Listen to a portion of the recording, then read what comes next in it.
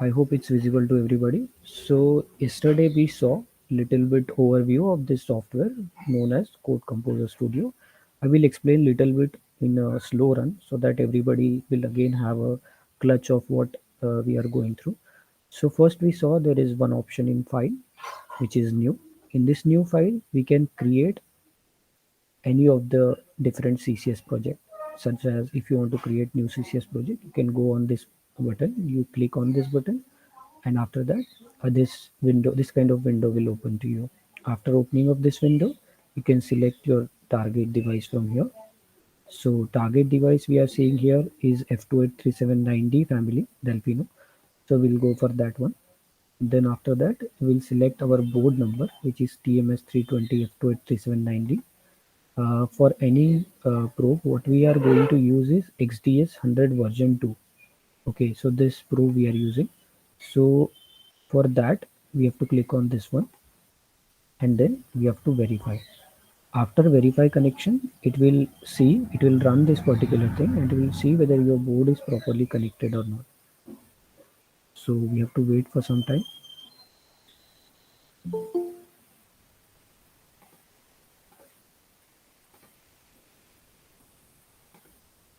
Yeah. So the JTAX test has been succeeded. It means our board has been connected properly, so we can finish now. After finishing, if you want to create any project, as I said yesterday, that we can name it as anything, HTTP if I name it, and I can create an empty project with mains. If I click on this one, so I have to click that I want an empty project with main file, with one of the main file. That's why I'm clicking over this option. So after I click finish, my new project should be created. So as you can see in Project Explorer, a new project has been created. So in this project, some of the include files are there of the compiler. Some of the target configurations files are there to which our board is connected. And this one is linker command file. Linker command file, how it is useful and why it is required, that I will explain in 1 minute. So this is our main file, as we saw this one yesterday, and our code is written in only normal C functions. Okay, so it is like that. So yesterday I was about to explain about the resource explorer. So this is the resource explorer window. Once you connect your board, you will have a resource explorer window. So resource explorer means what? Key, if you go to, how you can open this one, you can go to view. From here you can click on resource explorer, or you can also click on getting started. So it will give you an overview of what TI has provided to you. That is, TI online forums are there, TI videos are there. So that is very useful material in order to learn this particular software. So it is like that. So from this resource explorer, if you go to software, you will have something called C2000ware over here. So once you download your C2000ware, you will be allowed to install this. So you have to click on these three dots over here, and then you have to click on install. So it will ask you as a requested package here. So you just click on next, and you have to read and agree, and your package will be installed. So it is saying that your package is installing. So once this 247 MB of package is installed, you are good to go in order to import all your examples from C2000ware. So it is like this. Okay, so if you want to have any documents or something, it is there in this device documentation folder. If you go to device documentation folder, there are different devices over here shown. So from this you can select your own board, that is F28790. And from this board, if you go to F28790 tab again, here there will be some data sheet, technical reference manual, or other things provided for your use. Better to go on TI website. It is available over there in detail, so no need to see here. From here you can see that it is getting downloaded. Now if you go to English, okay, so you can see here you are provided with different options. So if you click on devices, you'll see here that your device name should be listed, F2837XD, that is 9D family where belongs to. So we have to click on that tab. Again, if you click on F283790, you will see that there are two tabs over here. One is driver library. The driver library is something, it's like whatever drivers which is necessary in order to drive this particular program, or library drivers, that will be over here. So examples we are interested in. So we'll go to examples. So after opening examples, you will have two options over here. One is bitfill, another one is driver library. So your code are there in two fashion. One is bitfill and other one is driver library. We'll see both. So first let's go for bitfill as it is easy one to debug and understand as well. So if you click on CPU1, you will see whatever code belongs to CPU1 that will be over here. So these are all inbuilt examples given by TI in order to understand a particular algorithm for you. So all the examples are given for all the modules, whether it is SPI module, whether it is watchdog module, whether it is HRPWM, EPWM, CPU timers, comparator subsystem, control law accelerators, blinky LEDs, EDC timers, everything is given over here. So any of the program you can download and you can check whether it is running properly or not. Then you have here dual core, like the program which are enabled to run on dual core, that is also given over here, that is CPU1 and CPU2 parallelly with the help of IPC flagship. So that is also given over here. So we'll import one of the example. Let's say I'm interested in something called as timed LED blink and I want to import this.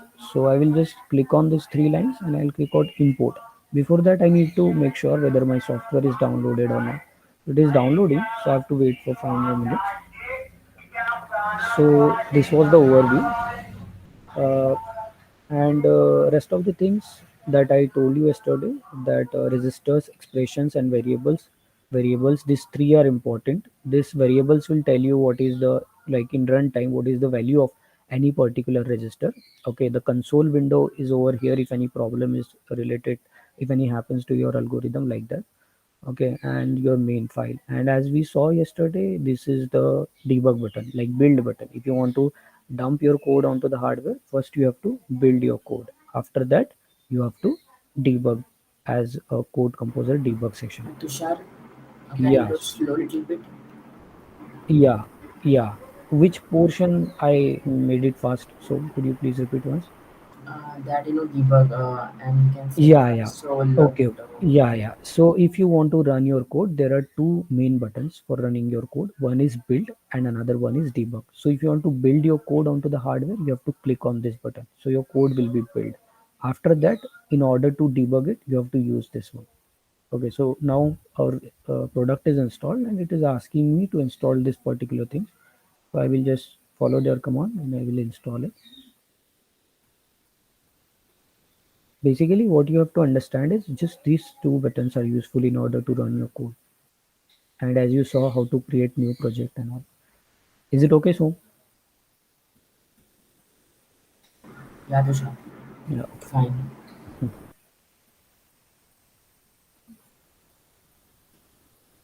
So I will let it get installed once. So once you connect your board, you will have this kind of interface. So it is asking me you need to restart your code composer studio in order to take the changes into the effect. So yeah, I will restart it. Once again, I will go to the examples. Okay, so if I click on software, from here you can see that C2000 version 4 has been installed. And now what I can do is I can click on this button, then I can click on English over here, and then I can go to examples. So if I click, sorry, I can go to devices. After going to devices, I can go to F23790. After that, I'll go to my particular board. So in this one, I'll click on examples. So after clicking on examples, I will go to bitfield. Driver library we'll see later because that is little bit based on how do you give command to any particular program. So it is little bit difficult to code. Uh, Blink this bitfield also you can code, and most of the examples are available in bitfield only. So on this one, if I want to install, if I want to, okay, I will just import this. So you can see if I click these three dots over here, it will say that I want to import any example to CCS integrated development environment. So I will click on that particular tab and it will import the project. And you can see now this timed LED blink project has been imported to this particular project explorer window. If we click on this arrow button, you will have this many files. So these are all APIs as we saw yesterday, and target configuration file again, header files again. And this is a CPU based, CPU1 based code. So it will be showing you CPU1 RAM. Just like this, you can install this watchdog as well if I want to import. So yeah, this project will be imported over here. So I hope this procedure is clear to everybody, and how to import any particular example which is related to any particular CPU, whether it is single core, whether it is dual core. So all the examples are listed over here. You can learn from them. We'll also import one of the driver library so that you will have little bit view key what exactly that means. Okay, so if you click on CPU1, those examples are also given over here. These are the same examples. So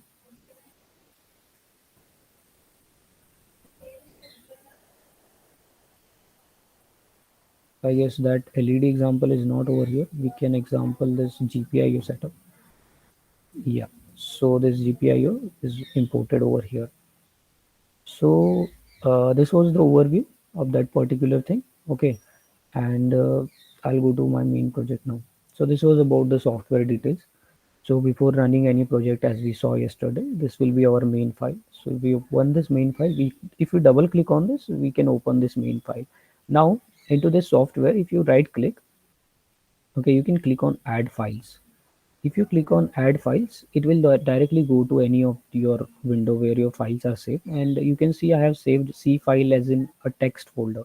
So you can click on that file and you can open. Once you open, that will get added to your this particular project.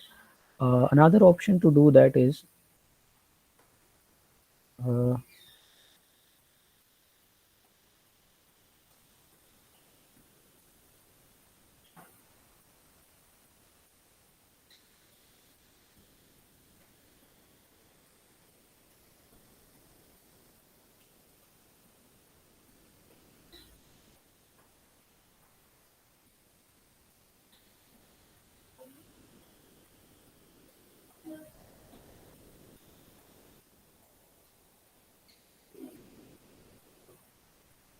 okay, we'll see that later.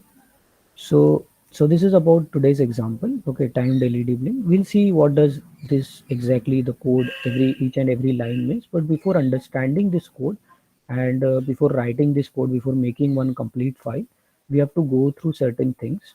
Okay, that I will explain first in a presentation. After that, you will be little bit able to understand what this pi vector and what these other lines and everything means. Okay, so we'll try to go it in a different way.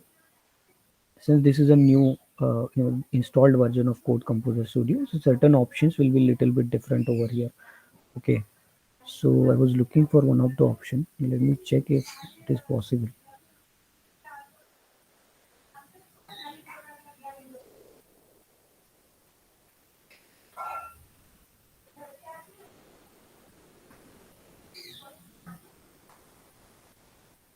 Yeah, so you can see here, if you go to new, you can click on header file if you want to add any header file, or you can click on source file. If I click on source file, okay, I can write here any source file, let's say u.c, and I finish it. So you can see that u.c file has been added to this particular project. Now, if I want to write anything into this file, I can just write, like if I want to have a system control.c, what I will do is I will just copy this whole thing, control A, control C, and I'll put it in over here, control A, control V. So I've just copy pasted, you can see, and this u.c has become now system control file, API file. So this is how you can add any of the API if you want to add. So I'll not save it right now, since it will show me replica of the same file over here, so I have not added it. So this is how you can add any of the new file. You just right click it, you can click on new, and you can click on adding source file. If you want to add any header file will add it into the include section. Header file will include the declaration of any functions that we'll discuss within 2 minutes. You will understand what exactly I mean by that. Okay, so target configuration file also you can add, like if you want to have, if your target is not connected properly, if you want to have another target file which is .ccxml extension, you can also add that new file, but that will be actually inherent. These three files should be inherent in your example, and those files only you are allowed to use. Otherwise, this project, if you create any one project new also, it will show some error.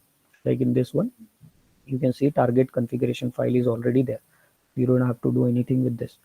So this was one of the thing. Okay, later we'll see how we can create a new project from the scratch. Before that, going into deep into that, you need to understand first little bit of this code. So this was just to show you what exactly all this means. Okay, so these are the examples, and if you really want to understand these examples, there is not a big deal in understanding these examples. What you can do is, yes, is anybody is anyhow having any doubt?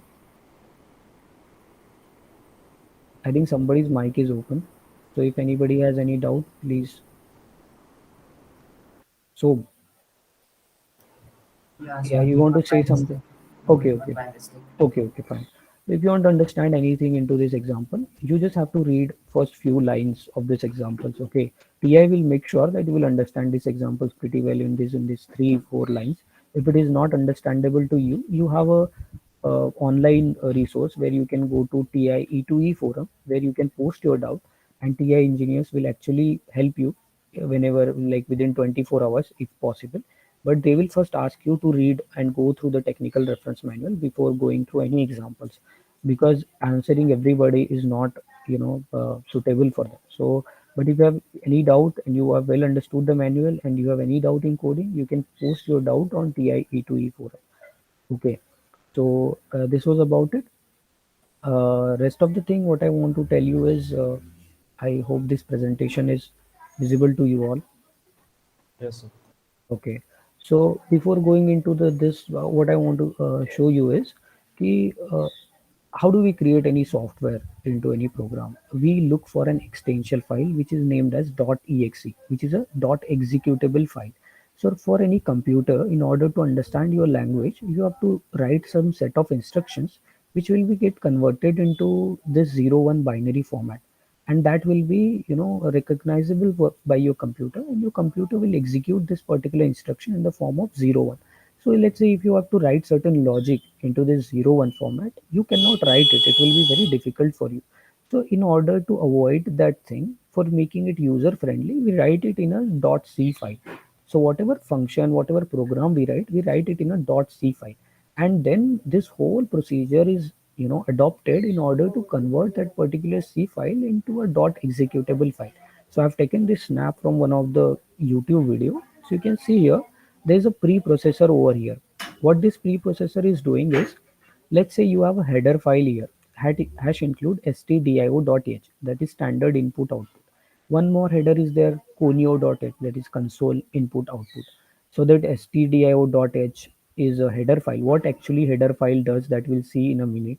So preprocessor is used in order to, you can say, link your header files to your main program. A preprocessor is used. In this preprocessor, all the declaration of header files, directives, whether it is definitions, that will be compiled into this preprocessor. After that, this preprocessor will convert this .c file into .i file, .i extension file. After that, there will be a compiler. The compiler will be different for DOS based system, Linux, or whatever operating system you're using. It will be different for those files. So what it will do is it will convert your dot file into object file. Okay, after getting this object file through a compiler, if there are certain things that your, the computer is not able to identify, so certain library files are there. So in order to link those library files, then comes into the picture linker. We saw in the file there was a .cmd file, linker command file, and I told you just before some time that what it does. So this objective file is get converted into linker command file with the use of this linker, and then it get transmitted to your .executable format. So this is how any software is created. This is in order to understand a little bit overview that compiler, linker, preprocessor, all these things are involved into making an executable file, into making an software. Okay, so in order to link your library files, header files, this all procedure is necessary. So this was just to overview in order to explain you how a software is basically created and what are the use of this header file that I'll explain in this section. Okay, so before going into anything, what I want to say is, whenever you write any code, okay, you write your code into main function.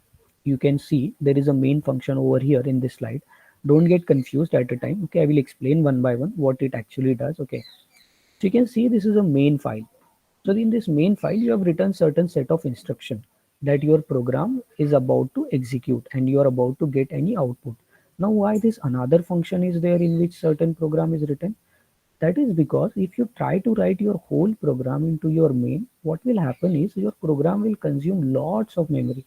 So you don't want your microcontroller to work slow with that much memory consumption, or you want your microcontroller space to be free for certain other tasks. So in order to that, we divide the task into different functions. So that's why we write the code or set of instruction into different functions. I hope this point is clear. Now, when you're writing any code into different function, you need to understand three things.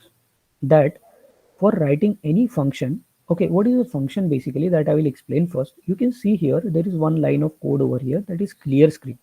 Clear screen is also a function, but it is a predefined function. This clear screen keyword is already known to the compiler. What it means, that compiler has understood the meaning of this clear screen because it is a predefined function. It has understood that whenever I am writing or adding calling this function, it will clear all the screen of my console window, whatever output and everything is there, it will clear it. So that's why I'm writing this clear screen over here. So the definition, the declaration of this any function, whenever you are defining it, whenever you are calling it, okay, the definition of this function, okay, it is sorry, not definition, the declaration of this function is there into the header files. So this stdio.h has the declaration of printf and scanf, and this conio.h, that is console input output h, it has declaration of this clear screen and getch. That is the purpose of adding these header files through a preprocessor, in order to have a declaration, or yes, in order to have a declaration to your main functions. Okay, now you're calling this function here, like clear screen gets here, because these functions are already known to you, sorry, already known to the compiler. So that's why compiler is able to call and execute any of the function when you're calling them. But what if that function is new, or if that function is user defined, such as add function over here? So whenever a function is user defined, you just don't need to call that function, you need to define that function, you need to declare that function. Here I have declared that function into the main file, and it is of void nature. What this void nature means, that I will explain in a minute. Before that, what you need to understand is, for writing code into any function like this, you need to have a call of that function, you need to have a declaration of that function, and you need to have a definition of that function in which you will be writing your whole code. So declaration of the function, if you are calling it in a main, you can do it here, you can as well do it outside of the main function. So in order to execute any of the code on ccs, you need to have little bit understanding of this function. If you understand this function, it will be very easy for you. So there are four types of functions. I think people are coming in between. Just hold on. Those who have came late, I would request them to just go through recording once before asking anything. And please turn off your mics. Okay, so the functions are of four types. I hope this is clear to everybody. Is it clear to everybody? Whatever I said till now? Yes, Yes, sir. Tushar. Okay, if anybody has any doubts, they can ask me till now. Okay. Sir, one thing I've noticed that usually a declaration is written outside main, but here it is written inside. Yeah, Declaration. yeah, you can write it outside main as well. But since I was calling this function in the main itself, I have declared it here. Okay, if you want to call that function outside main, you can declare it outside as well. It does not make that much difference. Okay, Okay, so this function is visible only inside main. That if I declare it inside main, right? this function, what could you repeat once? Sir, what I'm saying is that if I declare Mm-hmm. the add function within main itself, that Mm-hmm. means only main can call that function, right? Other functions, if I have in the program, suppose I have some other function also, that function cannot call this add function because it cannot see that declaration. Particular declaration, yeah, exactly. Whenever you are writing or calling some function in the main, you have to declare it in the main, because that boundary is set to that functions now. So whenever you are defining any boundary, any other calls will not be visible to that particular thing. Okay, Okay, sir. Okay, yeah, sir. yeah. So this was about this. So for any function, there are four types. We are going to deal with only text nothing, returns nothing type of function. Okay, it means that you are not returning any value to the main function, and you are not taking any value from the main function. What does that exactly mean? Okay, now let's see. I'm adding that I want to return something. Suppose let's say this code is what it is doing is it is adding two values. Now in this add function, I have declared three integers, and I have declared that I want to take two values from the user through scanf, and then I'm getting the result as C, and then I'm printing this value like C value, whatever addition I'm getting of two numbers. Simple program. So whenever I'm printing this value, if I want to use it in, let's say, mains function for any task, like I want to perform certain task with the C and I want to return this value, but I have defined this function as a void type. Void means null. So it is not returning any value. But if I want to return the value of C, I have to write it as an integer type of the function. So that's mean that you want to, if you want to return something, you have to write it over here. If you don't want to return anything to the mains function, and you have no correlation to the mains function code, and your code is completely independent, then you can call it as a text nothing type of function. Another one, sorry, returns nothing type of the function. Another one is text nothing. What is text nothing means? Let's say this a and b values, I have defined it for user to call it in the mains only, mains function only, and I don't want it to add it to the this function particularly which I'm calling. So if I want to have these two values over here from the mains, what I have to do is, in order to pass those two arguments, I have to write that in the bracket over here. Like if those are integer values, I can write integer a comma integer b. So these two values which are from the mains function, that will be then bypassed or passed to this particular function which I'm calling. So that is called as return something type of function. But here we are not returning any value. Sorry, that is called as text nothing type of function. So here we are not taking any value from the mains, neither we are returning any value to the mains. So that's why it is text nothing, returns nothing type of the function. So most of the code we are going to see, you will see of this nature only, as we are not. So if you want to write your code on your own, you can use it, different type of functions, pointers as well, and then you can write your particular thing into your ccs, so it will be a completely of c nature. So I hope you understand what is the use of this header file, what is calling, definition and declaration of any particular function. Okay, so till here, does anybody has some doubt?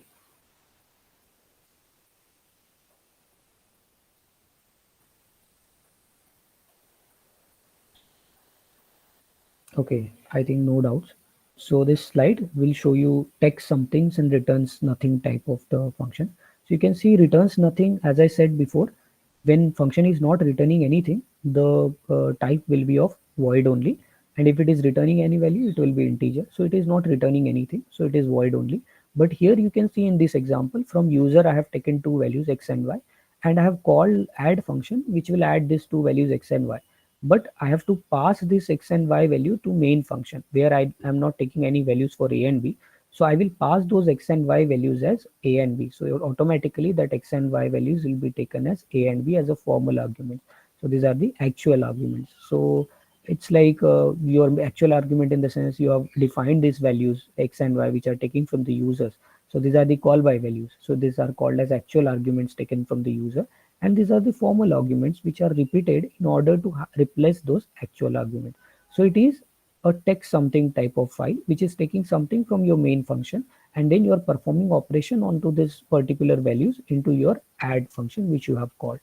So you can see here there is a declaration of the file again, there is a call, and there is a definition again. So I hope this is clear to everybody. This is how a function operates normally. Okay, and this is how operation perform. Why I was telling you all this is, you can see in your ccs as well. Mm, this is a void type of function, right? Another one is, this is your main function. Okay, so this is the declaration of your, that particular file which you have created, one particular function. So this is a declaration over here. You will have a call somewhere over here, I guess.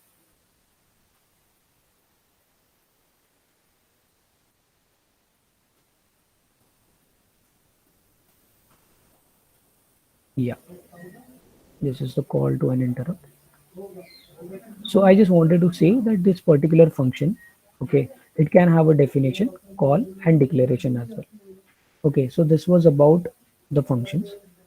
I hope this is clear to everybody. Since we are going to mainly deal with the functions, you need to have a little bit understanding what does this function exactly means and how it is going to affect our code and algorithm and that we are going to write. So this was about it. So today we'll also start a little bit about interrupts. What does interrupts mean and how we can use those interrupts for programming, because that is very important.